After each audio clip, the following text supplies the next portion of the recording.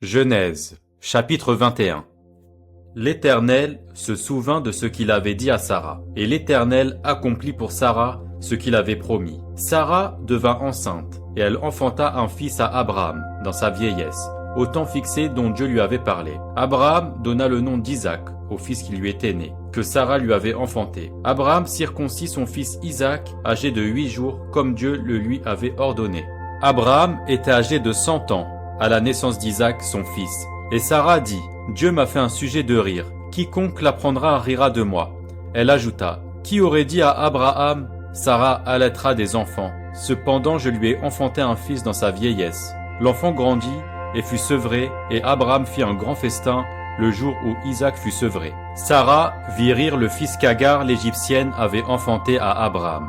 Et elle dit à Abraham, « Chasse cette servante et son fils, car le fils de cette servante n'héritera pas avec mon fils, avec Isaac. » Cette parole des plus forts aux yeux d'Abraham, à cause de son fils. Mais Dieu dit à Abraham, « Que cela ne déplaise pas à tes yeux, à cause de l'enfant et de ta servante. Accorde à Sarah tout ce qu'elle te demandera, car c'est d'Isaac que sortira une postérité qui te sera propre. Je ferai aussi une nation du fils de ta servante, car il est ta postérité. » Abraham se leva de bon matin, il prit du pain et une outre d'eau, qu'il donna à Agar et plaça sur son épaule. Il lui remit aussi l'enfant et la renvoya. Elle s'en alla et s'égara dans le désert de Beersheba. Quand l'eau de l'outre fut épuisée, elle laissa l'enfant sous un des arbrisseaux, et elle alla s'asseoir vis-à-vis à une portée d'arc, car elle disait, « Que je ne vois pas mourir mon enfant. » Elle s'assit donc vis-à-vis de lui, éleva la voix et pleura. Dieu entendit la voix de l'enfant, et l'ange de Dieu appela du ciel Agar, et lui dit, « Qu'as-tu, Agar?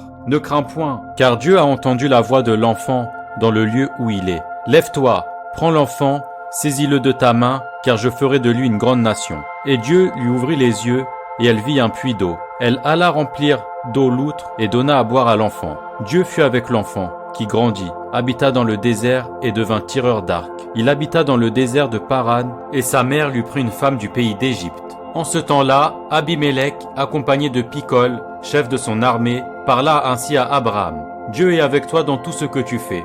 Jure-moi maintenant ici par le nom de Dieu que tu ne tromperas ni moi, ni mes enfants, ni mes petits-enfants, et que tu auras pour moi et le pays où tu séjournes la même bienveillance que j'ai eue pour toi. » Abraham dit, « Je le jurerai. » Mais Abraham fit des reproches à Abimélec au sujet d'un puits d'eau, dont s'étaient emparés de force les serviteurs d'Abimélec. Abimélec répondit, « J'ignore qui a fait cette chose-là. Tu ne m'en as point informé, et moi je ne l'apprends qu'aujourd'hui. » Et Abraham prit des brebis et des bœufs qu'il donna à Abimélec, et ils firent tous deux alliance.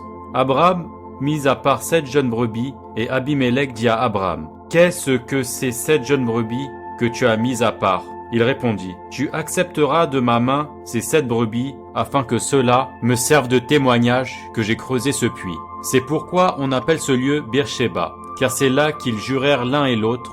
Ils firent donc alliance à Beersheba. Après quoi Abimélec se leva avec Picol, chef de son armée, et ils retournèrent au pays des Philistins. Abraham planta des tamaris à Beersheba, et là il invoqua le nom de l'Éternel, Dieu de l'éternité. Abraham séjourna longtemps dans le pays des Philistins.